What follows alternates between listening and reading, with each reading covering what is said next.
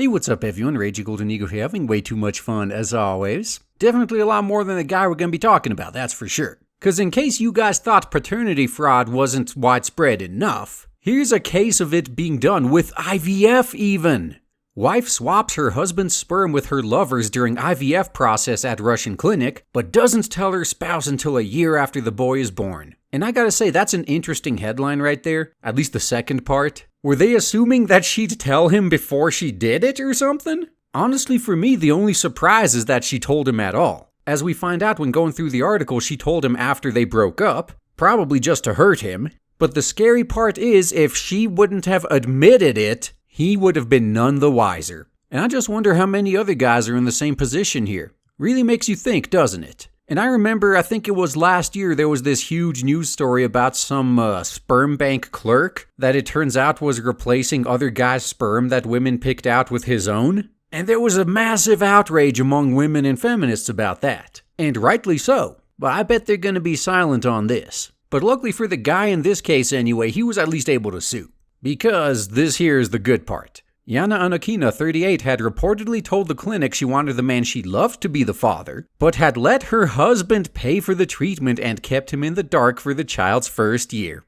And you see, this part's important. The dude was able to sue the clinic because they were actually able to prove that they aided and abetted this crime. This woman didn't swap the sperm on her own. The clinic helped her. And this is a story that's going to be pretty familiar to guys who are familiar with paternity fraud. Oftentimes, even if the hospital or clinic whatever finds out that the kid isn't biologically the dad's, the only person they tell is the woman. Cause quote unquote, oh, we don't want to break up the family. So as a guy, you got no one on your side. If you have any suspicions whatsoever, you have to get a DNA test done yourself. And apparently that's not even legal in some countries. And how sad is that? What does that tell you about the state of families in those countries? When they flat out have to make paternity testing illegal without the mother's permission. It's almost as if they know how widespread this problem is and they don't want it getting out. That fact alone should be enough for you guys to keep your guard up.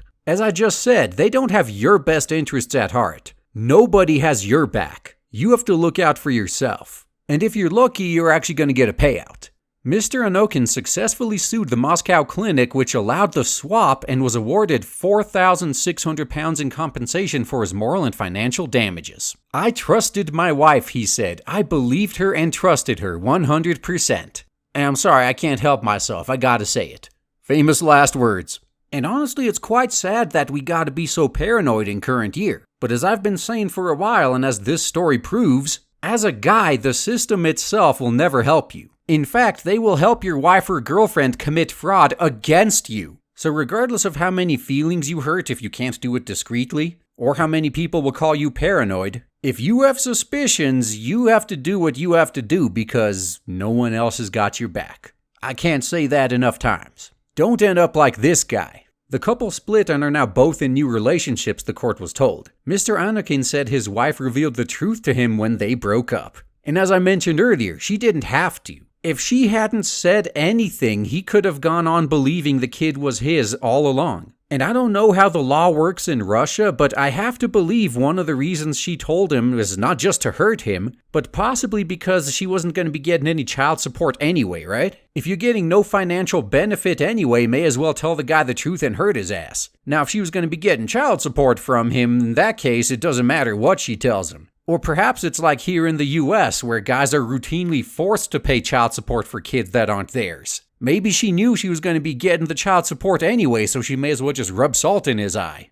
But moving on, I especially love these two lines right here. Mr. Anakin's lawyer, Olga Nemetseva, said the clinic had a duty to her client and could not solely follow the wishes of his wife. Yeah, that's an interesting point, isn't it? Technically, he's the one that was actually paying for it. He kind of has the rights to know, as the lawyer mentions in the next line. Surely he would have been interested in understanding who exactly was going to be the biological father of his child. You think? This seems like common sense to anyone with a functioning brain. But actually, now that I think about it, everyone in the clinic probably knew this as well, but they don't care. That's the thing with criminals. They don't give a shit. I'd be willing to bet money that they knew what they were doing was wrong, if not completely illegal, but they didn't care. In fact, they probably thought they wouldn't get caught. Hell, I bet the staff of this clinic are more pissed at the woman than the man because she's the one that admitted it and led to them being investigated and sued. If she'd kept her mouth shut, they wouldn't be under all this scrutiny. Isn't that just hilarious? This woman not only stabbed her husband in the back, but her accomplices as well. So let that be a warning to all of you other potential accomplices out there that may be listening to this right now.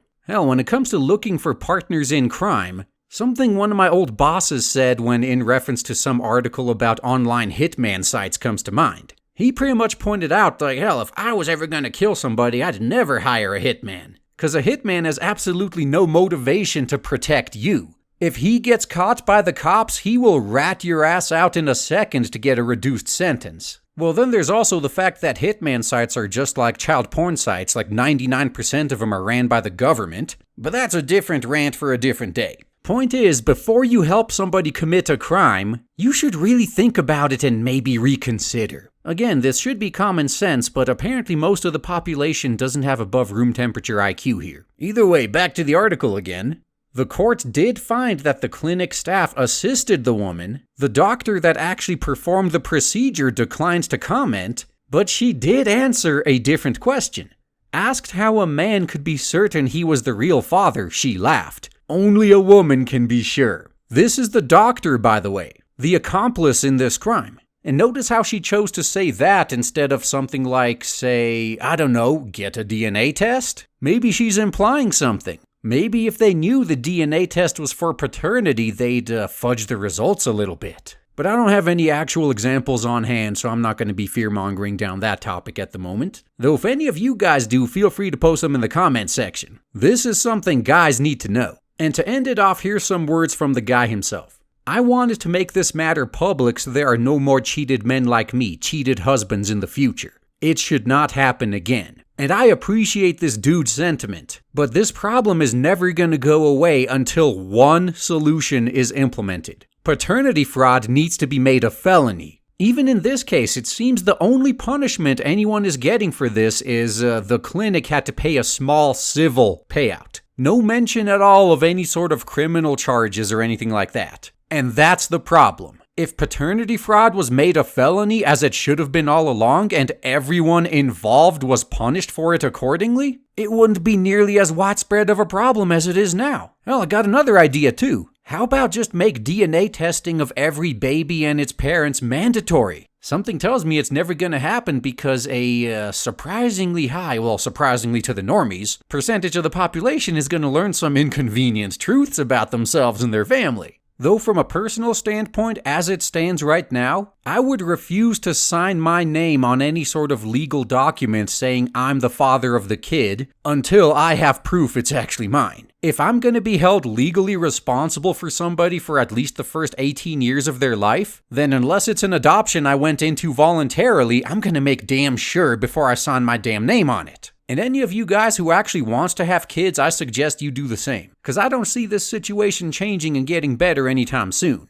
And that should tell you all you need to know about how they see you. And that's all I gotta say, guys. Thanks for listening.